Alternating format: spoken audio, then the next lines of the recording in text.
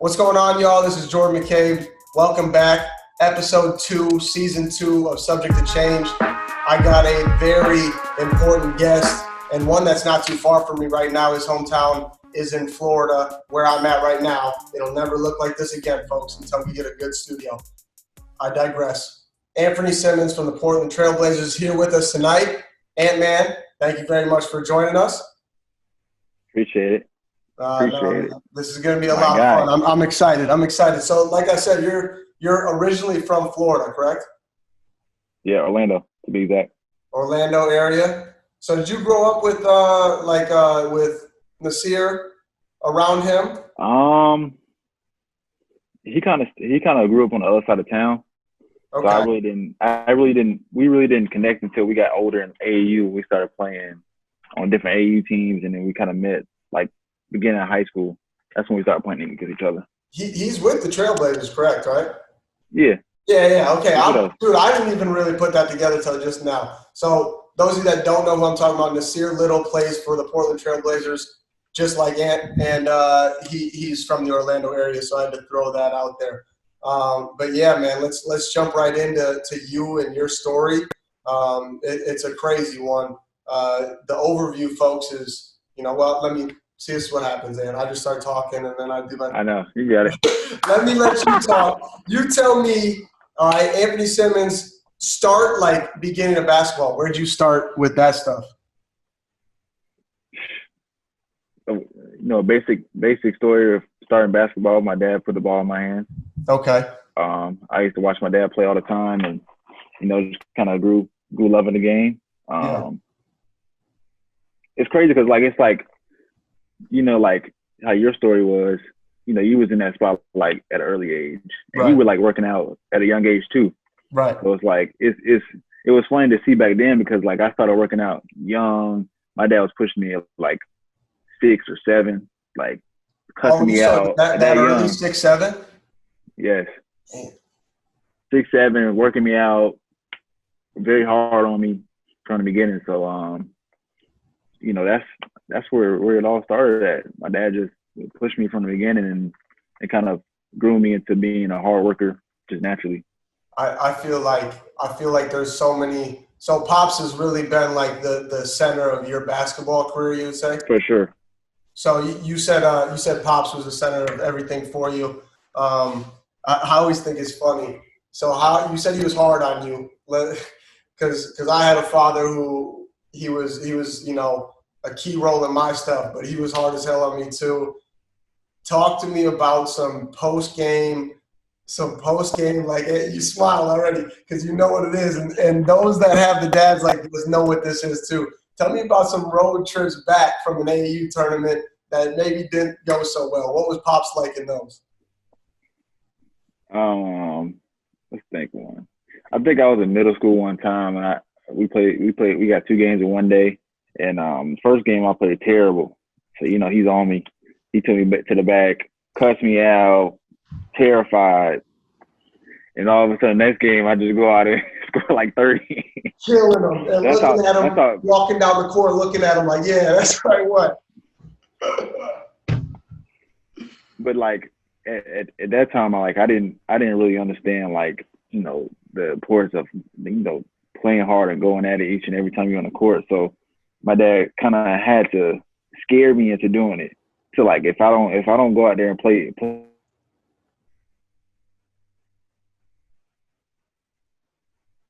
So that's what basically happened.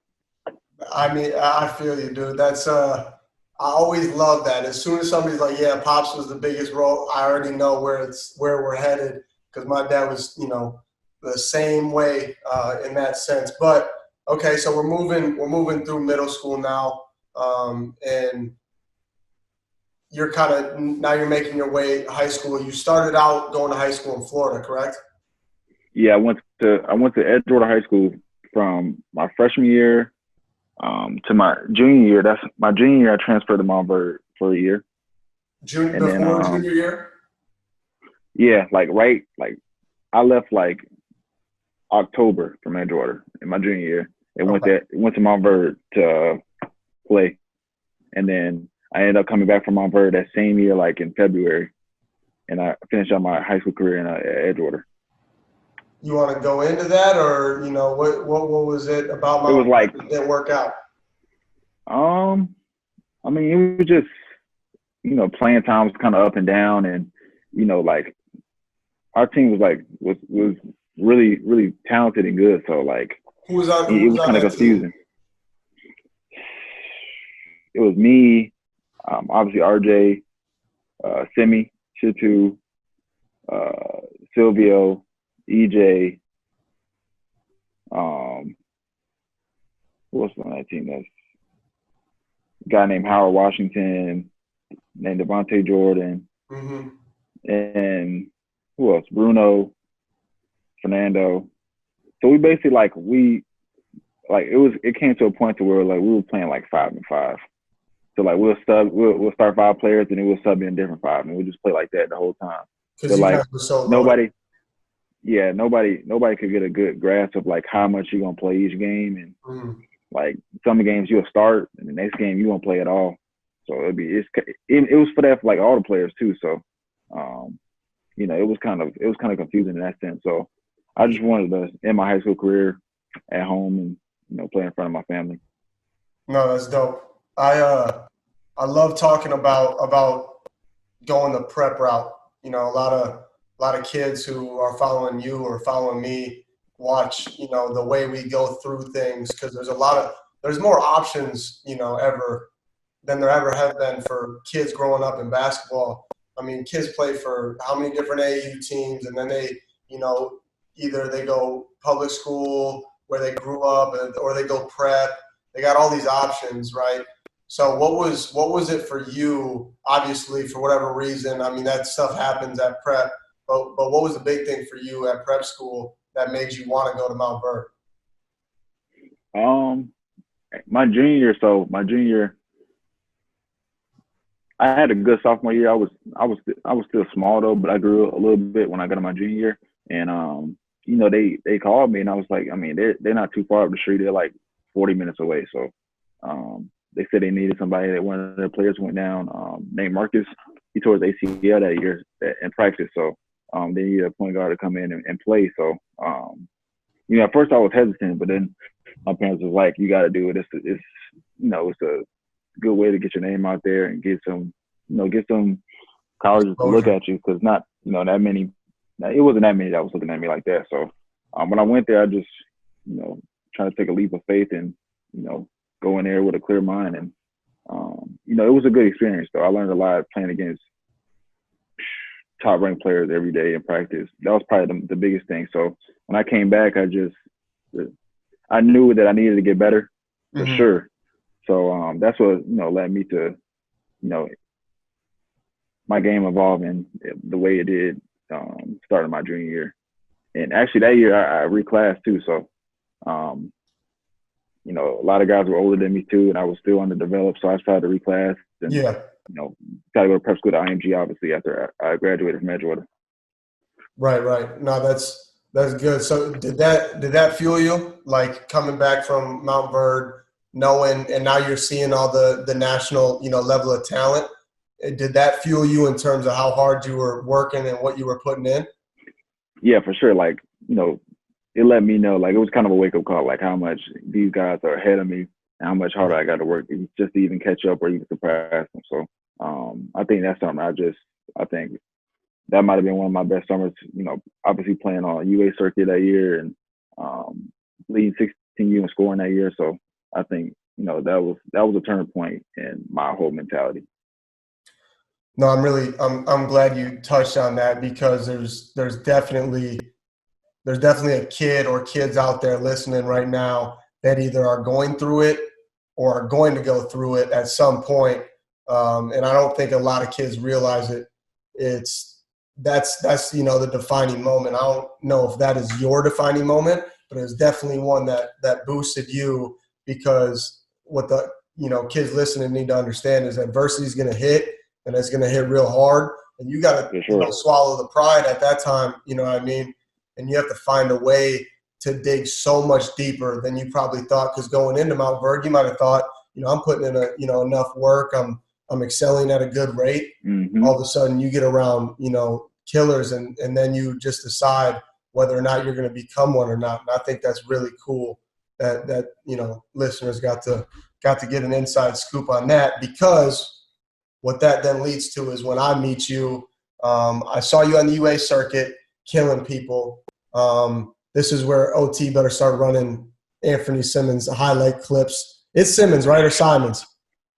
It's Simon Simons. It don't matter. I know people get messed up. It's Simons though. Simons. It's okay. It's okay. OT, start running Simon's highlight clip right down here, because that's when I met on UA circuit. You were just, in terms of athleticism and that stuff, you're above, anybody else at your position in UA, and it wasn't close. And then I got to meet you even, more towards, I think that would have been the end of junior year, top 100 camp. Did I go in the junior year? It was actually after my senior year at Edgewater. That's the year I got invited. I didn't get invited that year. Yeah. Because I had went the year before as well. I went the first year, my junior year, and then before my senior year or whatever, after my senior year. And then that second year, we were on the same team. And I know they got clips on that. So as those are running, when was the breakout? When did Anfernee become Anfernee in terms of like time in your career? Was it before top 100? Was it UA circuit? What was it? It was at top 100, honestly. It was right there? Yeah, because I know you remember we was killing teams by like 50. What? And it was crazy because like we didn't have like all the top guys at all. Like we didn't it was crazy. Rondo did a good job of coaching us, man. Rondo did. Rondo did a good job of coaching us. Like, cause we were undefeated. That whole camp. By a landslide. Easily. And we were up like we were up crazy at like halftime in the championship game, like by like 50. Mm-hmm. I was like, wow, man. I think our chemistry was crazy. It was crazy. We ended up getting three of our guys made top 10 in the camp or whatever at the final ceremony. It was stupid. That camp for you was a huge thing, obviously, and just a launch pad, right? And for me, same type of deal. Just kind of lucky that we end up on the team that gels it all together. And Rajon Rondo's our coach and putting it all together. But yeah, so you go there, you kill top 100, and you said this is after your senior year? Yeah, so this was like right before I was going to go to IMG. What was your thought process? Had you already been locked into IMG before going to top 100, or what was your thought process? Yeah, I think I was pretty much locked in because I think was Pangos before or after? Oh yeah, I forgot. Pangos, I saw you there too. I think that was before. I think it was all in June. I knew it was all in June. It might have been before. Yeah, I'm not. Might have been before. Was Pangos when you made your decision, or? Yeah, Pangos is when I made my decision. Like right in between Pangos and top 100 camp. What did those conversations look like? With you and Pops and family at that time, because it was IMG or go the college route, right? I'm assuming. Yeah. So, the plan was always go to prep school, and I was committed to Louisville then. So I wanted to. At first, I was going to say I was going to leave halfway through the year and go to Louisville early and start there early. But obviously that didn't happen when all that stuff happened and I decommitted in like October or something. So I just decided to stay the whole year and kind of start my recruiting all over again because I was committed to Louisville for like a year and a half by then. So just start my recruitment over, which was crazy. Like it was. Did you go into IMG thinking at that time, okay, I just came from a decommitment from Louisville. The ship blows up there. So you got to jump. And now was your mindset going to IMG? This is the kind of rerun of my recruiting process, or by the time you were going to IMG, jump into the pros was your only kind of option or thought process? No, not really. I'm honestly not at all. I didn't even know I could do that until like I went to the first tournament, and one of the writers was talking about how you're eligible for the draft because you're gonna turn 19 before the draft, and you're gonna be 1 year out of high school. So then that made me really think. I was like, oh, okay. And then it was like, as soon as people was like, oh, he's deciding on whether to go to college or end in the draft, and I said I was gonna test the waters. They started putting me on draft boards at like 2018, 17. So I'm like, oh, okay. So I guess. So you just you just stumbled into the NBA? That's what you're telling me? I Damn near. bro, Are you saying you didn't even know that was an option? Not at all. I didn't even know. Like, I was so cut on like trying to decide which college I was trying to go to because I had to regain relationships with different coaches and stuff, and they were calling me every other day. Yeah, and that gets crazy. So I could completely see how a post grad year would let you kind of really like get everything you need out of the recruiting process because it's wild. But man, that's crazy. So you had no idea until somebody tapped you on the shoulder and said, "Yo, Ant, you want to go to the NBA right now?" And you're like, "Yeah." I was just doing it. I was just doing a random interview with a writer from ESPN, and he just told me that I'm eligible for the draft, and I'm like, okay. This was like midway through the season. Now this is like at the beginning of the season, like sort of when the season starts around November. Yeah. So it's probably like late November when I found out. Man. And, at first I was just like, okay, whatever. But then obviously people were like, you're probably gonna be a first round pick, and I'm like, well, I could just why wait and play a year of college when I could just do it right now and work my way up. Yeah, because you were the first. You're the first American since 2005. I'm sure you've heard the stat a bunch of times, but just to make sure people know what we're dealing with here, the first American drafted out of high school after doing his post-grad year, and you were drafted 24th overall and right to Portland, right? Mm-hmm. Right to Portland. Okay.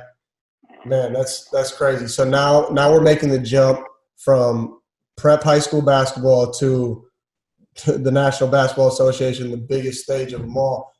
Tell them, because everybody wants to know what's the biggest adjustment. I'm sure you have been asked a lot, but I'm curious. So what's the biggest adjustment from the level you were at to now being in the NBA? What are some key adjustments? You can go on all day about this. I want to say everything, but I mean, if you want to speed of the game, physicality, and everybody's IQ is through the roof. I mean, most of them IQ through the roof. So those are the three things you gotta understand your opponent, understand what they do well.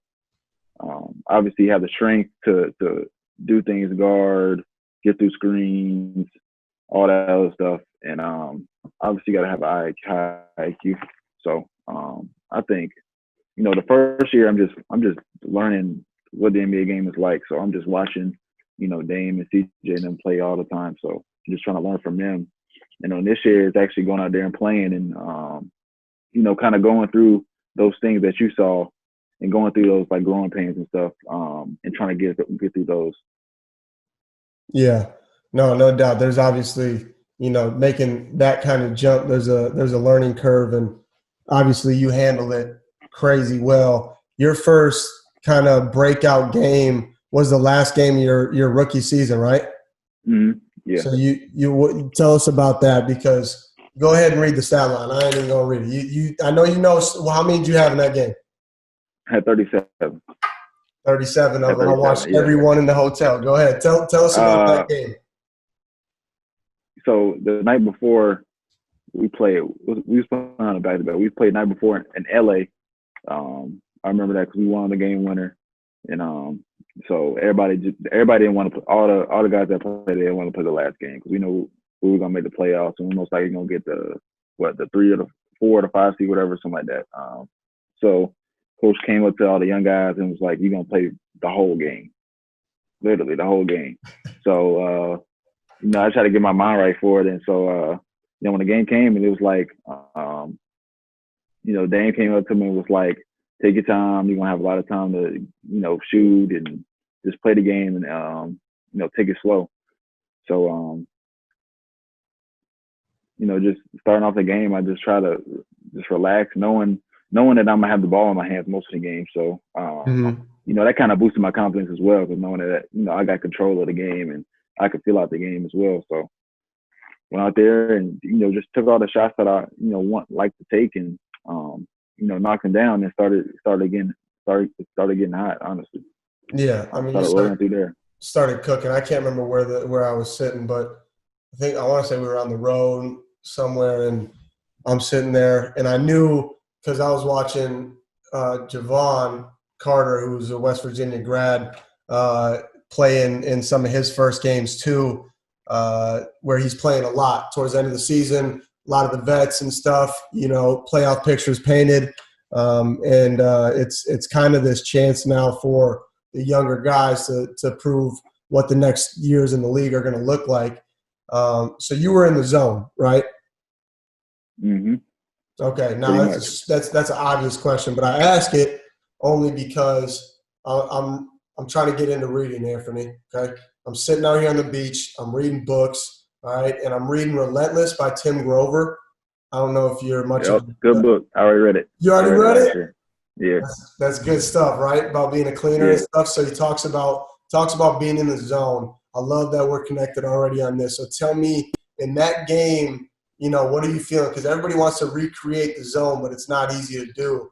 But if you can think back, I know it's been a while now, to that game, what are you feeling in terms of where your nerve level is, where your, excitement? Are you amped up? And I'm not going to talk for you, but you're pretty even-keeled dude, right? Level-headed. Mm-hmm. Yeah. So talk to me about all the little stuff going in that real hoopers are going to want to know right now. Obviously, you just being anxious of wanting to go out there knowing, but I knew that I was going to have time to get going and try to attack in different spots. So I was kind of relaxed in that state because I knew, obviously I'm not going to get taken out. For nothing I do. So I can go out there and make mistakes and be all right. And take the shots I want to take. But at the same time, I just want to go out there and be aggressive and leave everything out there, and not leave nothing out there. That's the perfect opportunity to just go out there and play freely with no regret. So I think that's what kind of drove me from that game, is to go out there and just play. I'm not going to get taken out. I'm not going to, they might obviously going to say something for taking a bad shot, but at the same time, you're going to go out there and keep playing. At the same time, you just go out there and play and just hoop. No, that's awesome. So would you say it's like, pre-game, you're anxious, right? Got butterflies and stuff. Is that right? Yeah. And then you sink into this as soon as you hit the court. Anfernee being Anfernee, you're just straight-faced, I'm sure, level-headed, ready to go. And that anxiety then kind of morphs into this kind of relaxed feeling, right? Yeah, as soon as I drop into it. Yeah, it's more of I get relaxed more when I actually when I touch the ball. Really? When I touch it, feel on it, I get relaxed because I know now I have control. Yeah. So that's why sometimes I come in guys that lay off the ball, that don't touch the ball a lot, because I just want to touch it. Yeah. Even if I catch it and pass it again, I just want to touch it. That makes that relaxes me out there. So that's what that's what relaxes me out there. So that's almost like your focus. Your focus can be kind of everywhere as soon as you touch it. Okay, focus is now back here. Yeah. I'm playing the same game that I was playing in 6th grade when Dad's cussing me out after I did good and then hyping me when I did bad. It's the same, thing, no matter how bright the lights are. That's crazy insight, bro. Appreciate you sharing that. So you play for the Portland Trailblazers, and everybody knows Dame Dollar. So talk to me about who, in my eyes as a guard, watching Dame and Steph, those two, what's he like? What was that like being a rookie with Dame? Because he's different, I feel like, than other superstars. I don't know if he doesn't get the respect that he deserves, because he deserves, just as much as anybody else in the league, because he's proven it. But what's he like? What's Dame like? I mean, he's authentic to me. So like he's just he acts like a regular guy. You would never know he's this top 2 point guard in the league. So just learning from him, and he's pulling you to the side, teaching you things even during the game. I'm not playing, but he pulls me while he's playing and teaches me something. You see this, you see this, you see this while I'm doing this. So he's authentic. I work out with him even throughout the year. I see him coming in at night because me and him work with the same trainer, so I can see him coming at night working on his game mid-season, and I don't see a lot of guys doing that. So I think that speaks to where he comes from and knowing who he is and how hard he has to work just to stay ahead of people and stuff like that. So the guy's authentic, man. You can see in the work and why he's become who he's become. Is he goofy? No, he's not a goofy guy. Does he mess with you? He's not a goofy guy. I mean, he likes to joke around a little bit and stuff. So, but I don't want to say goofy like kiddish goofy, but he's pretty serious. So he's not like JaVale McGee running around. No, he's not like that. But he's more he's not serious all the time. No. Right. Like only time I see him serious before a game. He's real, game, obviously. Yeah. Those are the best kind of people to be around there. Goofy when they have to be, but they can lock in, obviously. So what about CJ? CJ, he's the same exact way. He's authentic. He's gonna tell you what it is. He doesn't care, what people perceive him as. That's why I respect him about him, is that he will say anything that he feels, and he won't feel any type of consequence of what he said. So obviously he put in a lot of hard work. 2 guys that came from mid majors, they know that they have to work just as hard as anybody else. So I see the work that they put in and day out, and I see their confidence level. I see when they mess up. Obviously they know when they mess up, and they always try to come to me and teach me why they messed up and what they're gonna do to fix it. So they always trying to teach me different things of try to become the best player I can be. No, that's awesome. Obviously they got a lot of loyalty to Portland and the city. How you liking it out there, man? It's great. I mean, it's a big culture change from Florida, but it's something that I needed because I've been in Florida my whole life, so it's good to get as far away as possible, and kind of gain a new family, and kind of get a new culture, basically. Yeah, no, huge culture change and culture shock almost. That Pacific Northwest is a cool place to be. But obviously with your family, do they still live in Florida, I'm assuming, obviously where you're at right now? No, my parents moved to Portland with me. They did move to Portland? Yeah. That's good. So did that help throughout the year, having family close and stuff? For sure. Having somebody there to talk to each and every night. They come into the games, they're watching it. So no, that's cool. It's cool man. to have them there. That's awesome. And I know not all young players in the league get that opportunity. So that's really cool. What's the best spot to eat out in Portland if we got anybody listening over there? Best spot to eat in Portland? Mm-hmm. My favorite place is a steakhouse called El Gaucho. So I like it. It's a steakhouse. It's pretty good. Okay, now I'm being selfish. Let's switch from Portland to Florida. In my area, within 50, an hour of me, where's the best place to eat? You in Fort Lauderdale? Yeah. Right? Yeah. You got anything in Miami? Miami. Come on, rack the brain. I know you got something. I know you've been to Prime. You had to been to Prime by now. No. Tyler ain't bring you to Prime yet? No. See, that's the thing. I'm still in college. I'm broke. Tyler's not, and he hasn't brought me to Prime. Tyler needs to take you to Prime. I know he's been to Prime. That's the spot. Okay. It's a steakhouse? Yes. And there's a place I go to down at Wisconsin. It's called Big Pink. It's pretty good. What's that about? What's that all about? Steakhouse too? It's like a everything. They got everything. Yeah. I hear you. You're named after Who exactly? Tell the people. Penny Hardaway. Okay. So you watch did you grow up watching little film of Penny? Did Pops love Penny? Yeah, my parents did while they was playing Orlando. But my favorite player growing up was actually T-Mac. So that's the person I was able to grow up watching. You give off T-Mac vibes. You know that a little bit? Hold on. Now, when he's on the court, what does he look like? His face, facial expression. What is T-Mac? He's pretty neutral. He's like pretty this. neutral in his face expression the whole time. Yeah. And he'll have 50 like this. Don't tell me that's not – because when I played with you, I'm like, this dude's a killer, but the thing I love about him is there's breeds of killers, right? And you're the breed that is just straight face the whole time. You know, if someone's going to talk, you probably bark back. But other than that, it's pretty much even kill. Is that how it is for you, or are you a talker low key? I'm not a talker at all. I know you're not a talker. Honestly, I play worse when I talk. Really? Unless like somebody already comes at me and talks. If I go out there and talk, I think I always play bad.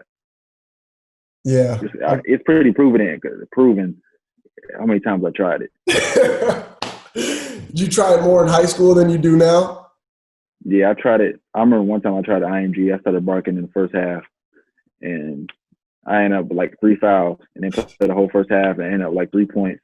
And then the second half, I just shut up, and I had like 23 the second half. So I just like, I'm not talking ever again. I'm not starting anything with nobody. So this has been scientifically investigated, trial and error by you for a while. For sure. Dude, that's good stuff, man. That's awesome. My last thing I got in terms of, you making the iconic jump to the league that hasn't been done in so long because of the NCAA rule. What do you feel about, because now you've been in the league now, a few years, and you're seeing these kids that are making the jump, right? So they're trying to do this G League. Do you spend any time in the G League?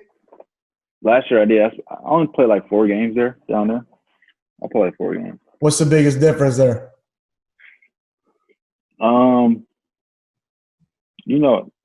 Obviously there's a big difference between the actual NBA and G League, but other than that, guys are just as hungry. It's just as physical. It might be even more physical, honestly, than than the regular league. But the same. But everybody's just as good. What do you think? What do you think's going to happen? Because these 5 kids that are going to make the jump, or however many are going to do it, they're not going to play for any organization, right? They're not going to be part of it, at least from what I've heard. It's interesting, but what do you think? That the biggest thing that they're going to need to understand or prove, or just any of your thoughts on this whole thing, because it's crazy. It's a game changing, landscape changing, thing that's going on. No, I think it's a really good deal because you're going to learn from NBA coaches basically, and learning the NBA game, and obviously the speed is going to be an adjustment for anybody. The physicality is going to be an adjustment, especially guys come out of high school. They might not be fully developed as men yet. So I think that's the 2 things that will help, and obviously getting the IQ. Building a basketball IQ is big. Yeah. You think it's going to be a good thing, though, beneficial for basketball in general to have this path? Yeah. I think I'm not against, both somebody going to college or going to the league. I think you should just have the option to do both. Right. So, yeah, that's the biggest thing is now these guys have the option, to make that jump similar to what you did, but we'll obviously be keeping track of how that goes. You watching The Last Dance? What have you been up to in quarantine? Watching The Last Dance, playing video games, obviously working out. That's pretty much it. What video games do you play? I've been on Warzone a lot. Oh yeah, Warzone, Madden. Yeah, you stream? You on Twitch? I stream a little bit. Do you? I need to get a camera though. Yeah, I don't have a camera. You gotta get a face cam. That adds to the whole thing. That'd be dope. I didn't know you were on Twitch and stuff. Not yeah. A little bit. A little bit. I hop on there. You like doing it? It's cool. just to interact with people. You know, guys, a lot of people like playing video games. Yeah. So. No, that's good stuff. What do you so are you sitting down, you know, mom, dad, chilling, watching The Last Dance, just kind of enjoying it? Or do I know you a little bit better than that and you're really trying to pull things out of there? No, I'm in my room locked in. Oh, you don't even watch it with the fam? No, I'm sitting right here like you see my TV in the background, but I'm just sitting here in this chair locked in the whole time.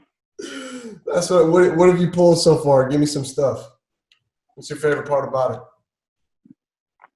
One thing I respect from MJ is how much he was a leader, and not even like in a different way. It was more of like he's pushing you to be your best, so that you can benefit the team.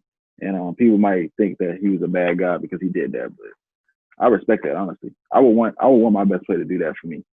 Is to if I'm messing up, let me know, no matter how you say it, because I can, you know, obviously, guys. If you make it to this point, you've been cussed out before. You've been criticized. Right. So, I mean, you should be able to take it. Yeah. Even if it's from the the best player ever. So, I think that's probably the biggest thing that I take from it. I respect from it. No, obviously how much hard it works. So. Yeah, I mean, a whole different level, obviously, in terms of the time that he puts in. But I like your point there about, you know, how he led, because different leaders lead in different ways. Some people are vocal, you know, some people, you know, take Dame, for example. You were kind of talking, is he less likely to cuss you out running down the floor than he is to, you know, pull you after and be like, yo, this is what I'm seeing. We got to fix this, or, you know, see how I'm doing this. Is he more like that, or will he, you know, come at you? He'll do both. Yeah. I mean, if he feel like you really messing up, he'll come at you right away and let you know what it is. And if not, I mean, he'll tell you later on. He'll tell you this is what you need to do. This is what you need to do. But I think he's both ways. He could be that vocal leader, or that leader that leads by example. No, that's good stuff. That's what I assumed from him. But I was super, you know, as soon as Spencer told me that I'd be sitting down talking to you, first thing that popped into my mind is I know he's just learning from Dame on a daily basis and being, you know, arguably the best point guard in the league. I mean, that's I know you wearing red right now. You would weigh in on that, because I think that's definitely out there in the cloud. That's an argument right now. So it's a good insight to have. All right, Ant. Now we're gonna finish up. All right, episode 2, which you killed, by the way, and I appreciate you. Little game here. Now, this whole game stuff is above my head. This is production level. All the real smart people are like, this helps. People like watching it, so we're gonna play it. All right. All right. This game is called Start Bench Trade. You have the option to skip at any time. You're an NBA player. Most of these guys are NBA guys. I hope they didn't. Not a lot of them are, you know, current guys, because I understand you're a competitor and you probably wouldn't even want to get into that. So we're going to get into it real quick. Big fellas, you can start one, you can bench one, and you can boot one. You're the GM. Big fellas, Shaq, Joel Embiid, and Yao Ming. Start Shaq. That's a must. Yep. Man. A healthy Joel Embiid, I'm a bench him. Yep. Healthy Embiid is amazing, and then obviously I got to cut Yao Ming, even though I love Yao Ming. Okay. But Joel Embiid can do more. Right. That goes without saying. All these people that he's gonna have to trade, he obviously still respects. Swaggy P, I like this. This is my favorite category. Swaggy P, J.R. Smith, Dennis Rodman. That's actually a tough one, too. Start Dennis. Bench. I'm going to bench JR. Okay. Then cut Swaggy. You're saying this one play? Okay. All right, here we go. The debate everybody loves. LeBron, Kobe, Mike. Actually, forget start bench trade. Just give me rank 1, 2, 3. MJ, Kobe, LeBron. That's my list, by the way. Go ahead. Let me hear it. Come on. MJ, Bron, Kobe. MJ, Bron, Kobe? Oh, my goodness. No, okay. That's normally what I get, but, man, the amount of arguments about Kobe over LeBron. But we're not going to get into it. Okay, here we go. I mean, I don't know. So you can. That's not like a landslide type deal. That's I don't think it's clear cut, but I think if somebody brings up a good argument for Kobe, then I would totally agree. Yeah. No, because it's not like it's. I don't think it's clear cut like that. Right. I feel you. Okay, your boys at IMG, Armando, Jeremiah. These guys are obviously in college now, but at the time, Armando, Jeremiah, and Josh Green. Did they all declare, by the way, or Jeremiah? He's coming back to Jeremiah and Armando staying, I think. And Josh is out. Okay. Josh is out. Those three. I'm gonna go Josh, Jeremiah, Armando. Josh, Jeremiah, Armando. Armando's out. They're trading Armando, but but even though I played with Jeremiah, we played Jeremiah at top 100, so yeah. I gotta put Jeremiah there. Yep. Okay. Let's see. I think I know the answer to this one, but Carmelo, Dame, or CJ? Carmelo, Dame, or CJ? Yeah. What you mean? Like you got to choose out of three or start bench cut? Start bench. Are we talking about right now? Start bench trade. Carmelo, Dame, we're talking about CJ. the players right now. Yeah. This is your last one. So, I mean, I think I know the answer. We'll see. You got to go Dame, CJ, Melo. That's You answered it. Okay. I didn't think you'd answer that one. But obviously he said Melo's my guy. Those are his guys. He's starting all of them, and that's just how it is. Three guys he's obviously learned from. You learned a lot from Melo since he's been, For back. Sure. Yeah. Carmelo, yeah. Carmelo's a guy. He's a man. Guy? He's a guy. He's a good dude. You're a guy, and I appreciate you jumping on with me, man. You got anything else for the people? Anything you want to say? I got one question for you though. What's up? No, I've never been to college, so I want to ask how college is. I get a $1,200 check per month. So financially, you're in a better situation. You made What is that? Is that cost of attendance? Yeah, it's cost of attendance and all that stuff. Financially, you made the better choice. Doing that thing. I don't know. Culturally, I love WVU. I love everything about it. It's been up and down in terms of performance, team performance, personal and stuff. But I've learned a lot over the past 2 years. Hugs is hard as hell to play for, and that's said with love because everybody knows that he demands the most out of you, and that's why I chose to play for him. Is because I knew it wouldn't be the easy route, and it's been good. But yeah, if we're talking about finances, Ant, we're talking about basketball. Talking about basketball. Talking about basketball. School life. I mean, school. You want to do some of my classes? Just a daily life of. I know, and I want like. I'm in a political science class. I can shoot you. I can shoot you some scan of the book, and you can read through it and answer my questions if you want. No, it's good, man. I mean, it's challenging, juggling just time constantly.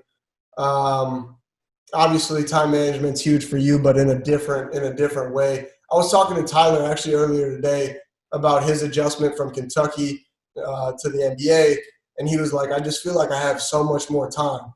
I don't know if that's how you feel. You feel like you got a lot of time? You really do. For real? You really do. It's like you're done with practice, and it's 2, and you have nothing else to do until the next day until like 12. See, that couldn't be further from what college basketball is, man. You jumped over a time in your life where it's like 8 a.m. to 8 p.m. and you're just going. Wake up. You're a guy who's going to work out probably in the morning, get your stuff done. You're going to go to class. This is what my daily schedule looks like. I work out. I go to class. I come back. I got study hall. I got weights. And then I got practice. And then I shoot after. and then by that time, like it's literally sometimes 9 p.m. Man. So you made a great decision, and I'm happy for you that you got all the time in the world to play Call of Duty, and that's the only reason you're better than me at Call of Duty is because you got all the time. That's the only reason. Not true. That's the only reason. We might have I'm actually pretty good at it. Are you on Xbox? I'm not. But it's cross-platform now. Platform? It is. It is? It's cross-platform. Okay. Well, I'm still gonna get your stuff after this, so we're gonna find out that and maybe jump on Twitch. Possibly. All right. Possibly. That sounds good to me, man. I gotta get a camera though. Well, yeah, you gotta get a camera, no doubt. That's your first investment. I think it'd be great for you to do, man, because you killed this, and I appreciate you jumping on with me, man. Appreciate it, my guy.